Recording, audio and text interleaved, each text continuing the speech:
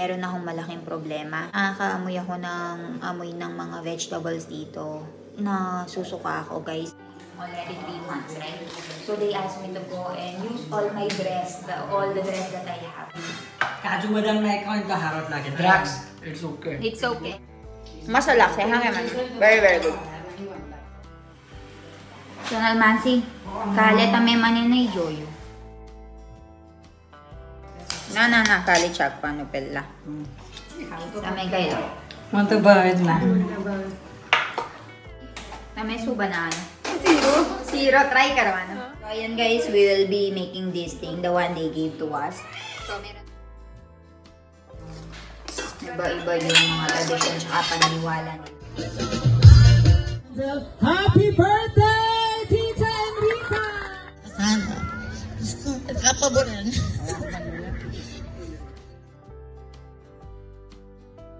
Agaw ng tamo.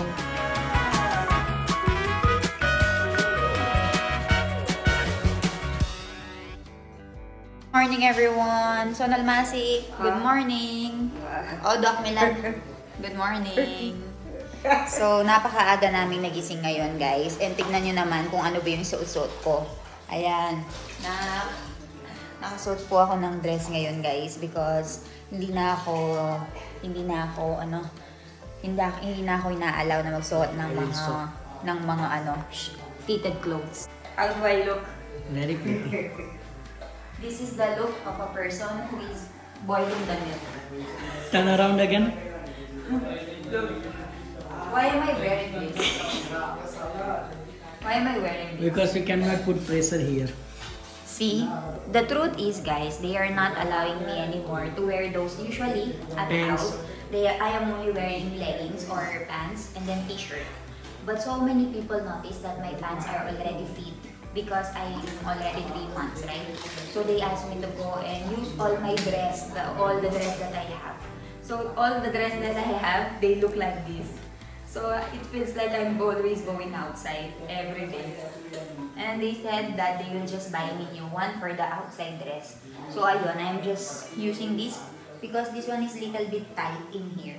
So It's better to use it right now. After some time, it will not fit to me anymore. So they're asking me to use it already right now. So ayun, I'm just boiling this food. So Nalmansi is here currently cleaning. And then we will see what we'll do for the rest of the day. Hintay ko lang na pakuluan itong gatas guys. And then mag-iisip na kami ni Mommy kung ano ba yung lulutuin namin today.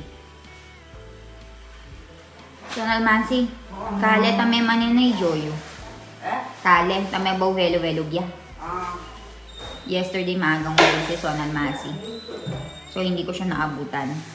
So ngayon, medyo maaga ako nagising. So naabutan ko siya and currently mopping the floor. So guys, nakaupo ako ngayon dito and meron akong malaking problema. Pag nakakaamoy ako ng amoy ng mga vegetables dito, nasusuka ako guys. So hindi ko gusto yung amoy ng mga vegetables. And iniisip ko, puro vegetables lang yung kinakain nila dito sa India. So, paano ako makakasurvive sa mga susunod na araw? So, parang pinag-iisipan ko na umuwi ng Pilipinas. Kasi, syempre, marami din nakapagsasabi sa akin na kailangan nga din daw ng protina ng bata. And, kailangan niya ng kumain ng karne. So, tinanong ko si Milan kung pwede ba kaming umuwi ng Pilipinas. And I think okay naman sila. Okay naman na umuwi kami ng Pilipinas. And pumapayag naman siya. Kasi medyo nahihirapan talaga ako dito guys. Sobrang nahirap ako pagdating sa pagkain. And dati okay naman kasi hindi naman ako buntis. And hindi naman ako mapili. Pero ngayong buntis ako, lalo na sa first trimester ako, medyo maselan ako sa pagkain and hindi talaga ako makakain ng maayos guys.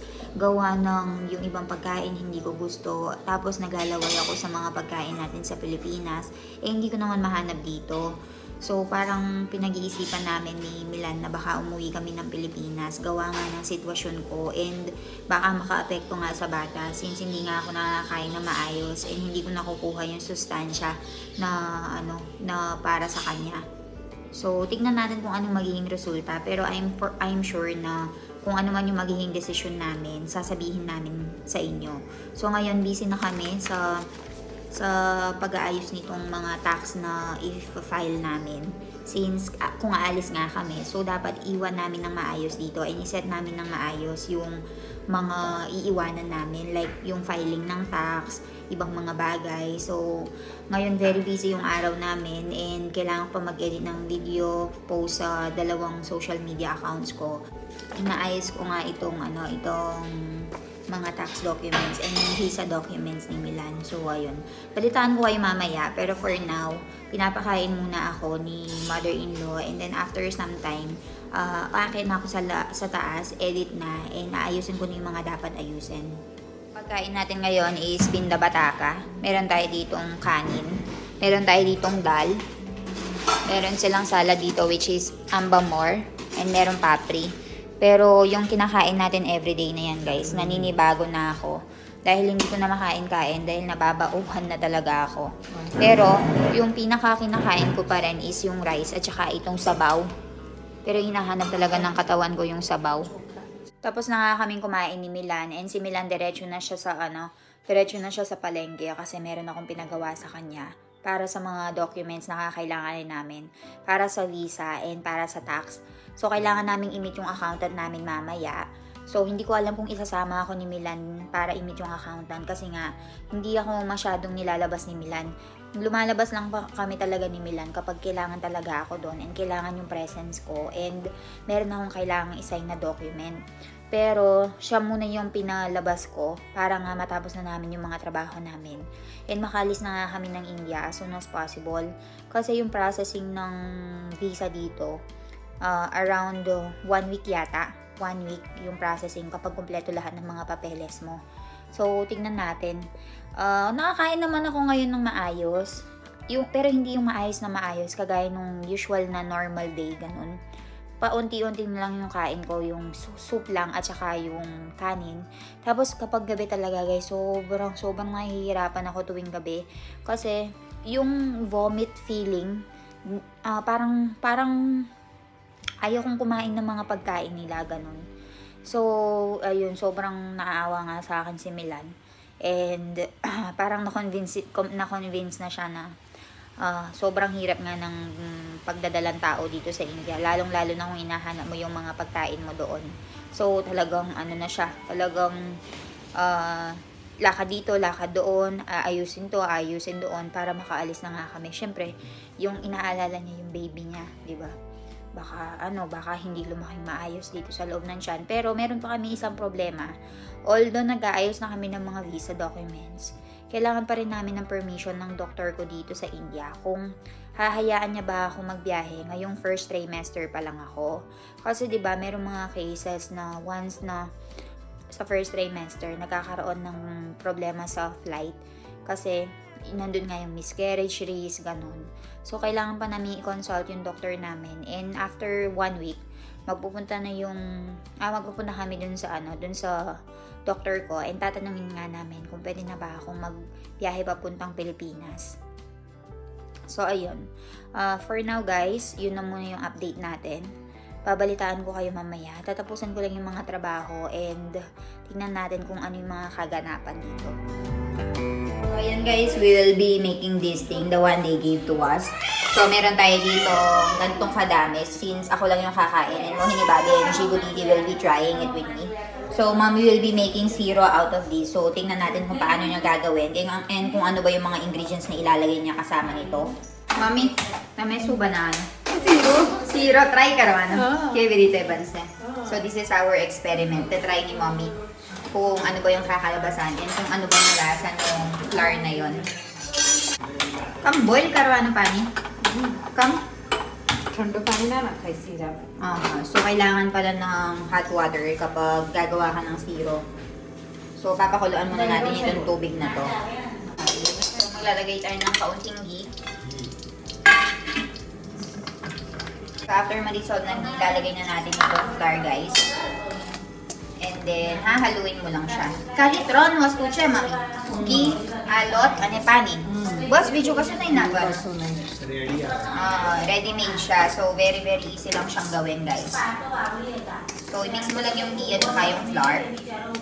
And after some time, once na mainit na to, that's the time that we'll be putting this water.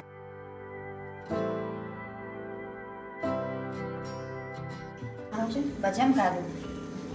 Dorili खांड Kan siya kan. Okay. So, meron na pala siyang kan dyan sa loob. Kaya pa, એટલે મીઠી છે. મીઠું હું કહેવાય. Sweet છે. Kan siya એટલે. So, meron na pala siyang sugar dyan sa loob. Kaya very sweet yung yung flour na to. After na ganito yung maging mixture, meron tayo dito hot water. Nilalagay natin dito.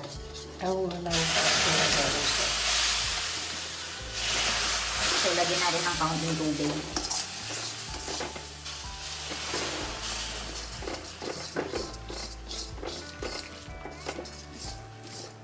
Ganyan yung kulay niya, brown color.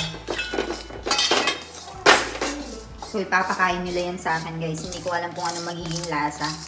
Pero ganyan yung pinapakain nila sa mga buntis dito. Grabe, kakaiba talaga yung iba't ibang mga iba't ibang mga kultura. Iba-iba yung mga tradisyon at paniniwala nila. Ay, healthy kaya mami.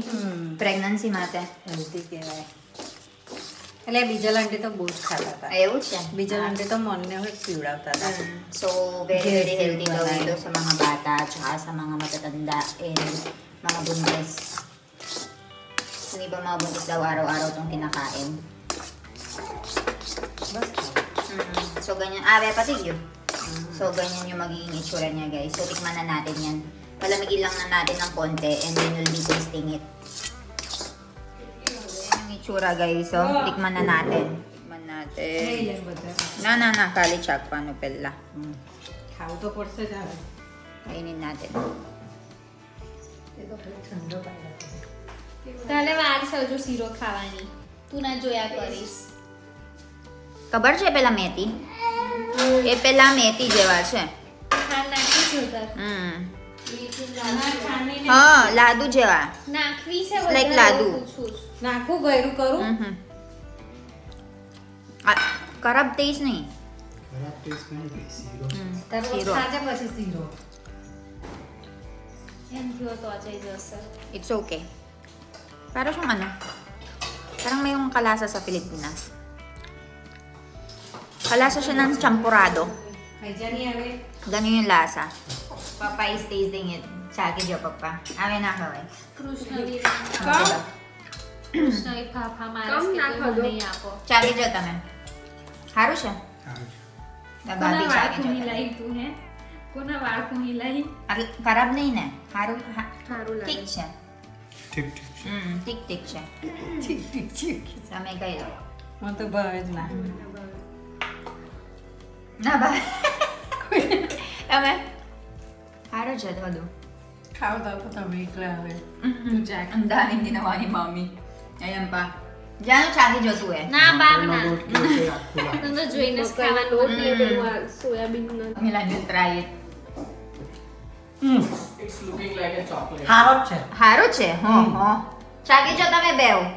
JD by zero also. Yung try ખરેખર it. હારું. Try it. મસ્ત છે. તમે ખાઈ લો એવું કરો. કાજુ બદામ નાખ્યા હોય તો હારો જ લાગે. દ્રાક્ષ. It's okay. It's okay. દ્રાક્ષ કાજુ બદામ. નાખ્યા ખાવા છો Ang budget ay nakawano. હારું છે ને. Na ba iba dyan? ખાવા તો જા. ચરબી કાઢો જોઈએ. ચરબી નહીં હારો Okay naman yung lasa. Tik siya, tik. Kung nakaway ba dara? અને મેં બાકી મેં જ ના ખાવા હોય તો. સીધા જેવું લાગે છે. Means currently making paratha. Cheese paratha. Asu siya. Chaat મસાલો મરચું એટલી મીઠું ઓછું નાખજે. This is a combination of chaat masala, મહિલા marchu, and mito, chili powder, and salt. ગરમ And મસાલો then mommy will be putting cheese. Cheese. Mozzarella cheese siya. મોઝરેલા છે. એ જ છે ને તો પેલો લાવ્યો ને So merong mozzarella cheese sa loob. And mommy will be closing it. Cheese ઓછું ના પડેલી આટલા મસાલા. Okay. So, gaganyanin niya. Bibilugin niya ulit. Pinalaman niya yung cheese. And then, gagawa ulit siya ng pagganon.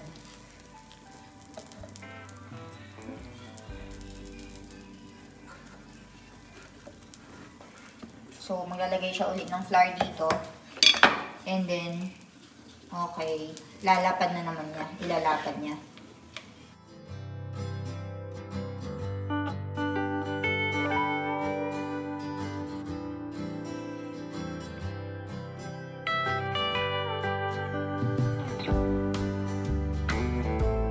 So, ayan. Tingnan nyo, lumalaki na siya, guys.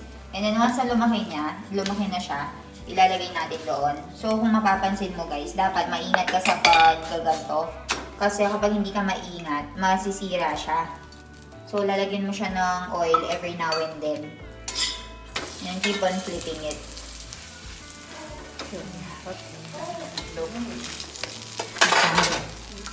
मसाला थोड़ा कुछ होगा ताकि मसाला वो चुना करो तो चीज बता दे चीज तो छन नहीं आयु मुझे लो लागा स्टीम चीज बता दे ऑटोमेटिक खाना लगता Chati dyan tayo. ना इतना बदो नहीं चीज बता रहा से का हारू लगता Kaya ulay ko na. चाकना तो શાક જોડે હા લાગે Chagi dyan. Kaya ulay ko. ચા જોડે મસ્ત Para siya. चाहा तो मस्त ચા જોડે મસ્ત લાગે Barabar. Masarap daw siya kasama ng chai. you are eating you have to eat it with sack also Tasty. It will be much more tastier if it have a lot of cheese inside. yes you will add more cheese Cheese badar na ko na. Masalak siya. Hanggang man. Very, very good. So, lalagyan ni Mommy ng maraming cheese. મસ્ત લાગે ચા જોડે મસ્ત લાગે And isa pa nga sa nakadagdag ng lungkot ko dito sa India, guys, is dahil nagsa-celebrate nga ng birthday party yung pinakamamahal kong tito dito dun sa Pilipinas. So, medyo na-homesick din ng lola nyo. Pero, binigyan naman nila ako ng mga videos. And isi-share ko din sa inyo yung mga videos nila ngayong birthday party niya. Kasi, lagi nyong nakikita yung mga family ko dito sa India. So, it's time for me to ipakita naman kung sino-sino ba yung mga family ko sa Pilipinas. And ipapakilala ko sila sa inyo. Yan, mga isa na wala.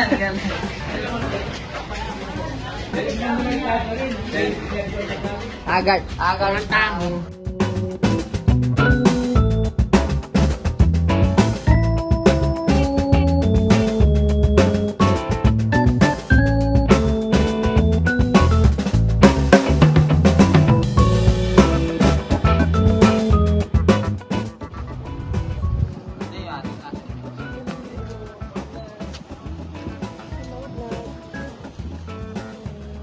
mahirap niya maraming makakilala sa iyo na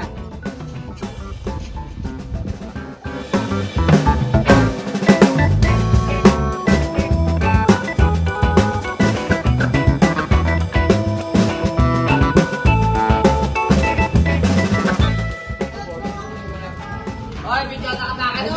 Gugulot ka. Magkano na kalumutan? Tawag lang ito.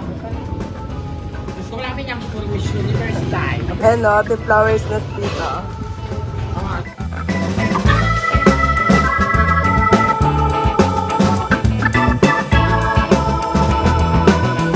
kasi nakuha ni mga hilingin eh sabi ako manghili ah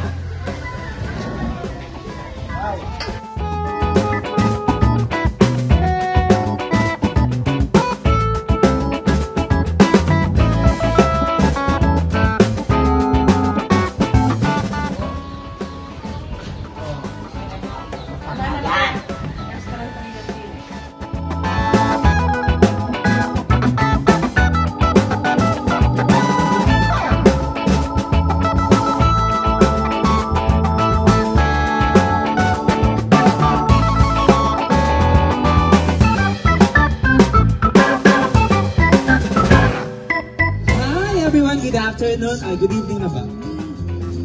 Alas 5. Ayan, sige, perfect.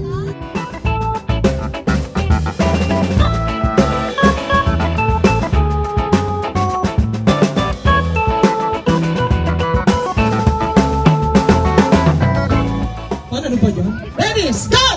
Enrique Bugera! Yes, okay ha, okay. Naiintindihan ko naman kasi kasalanan ko rin, pinakalit ko kayo. No, kaya later ha, dapat pag nag-start tayo, may narinig kayong bonggang-bonggang presentation dito sa harap, please, everyone, no, lunukin nyo yung mga...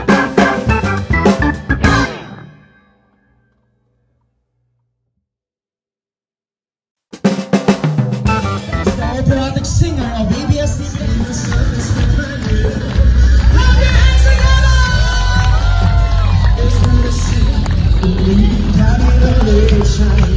Hey, hey, hey, hey, this right away. The amor on my face.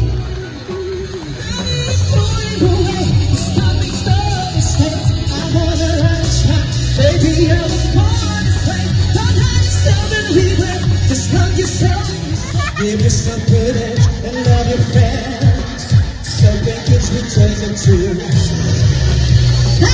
In more religion of the insecure, I must be myself, respect my youth.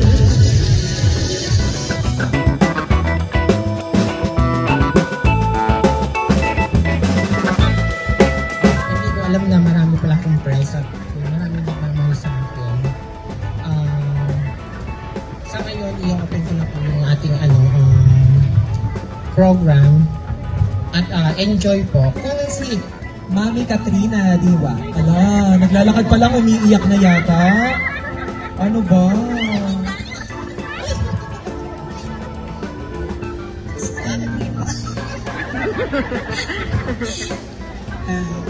Di ko gangaldo do mi papatya ka token eh.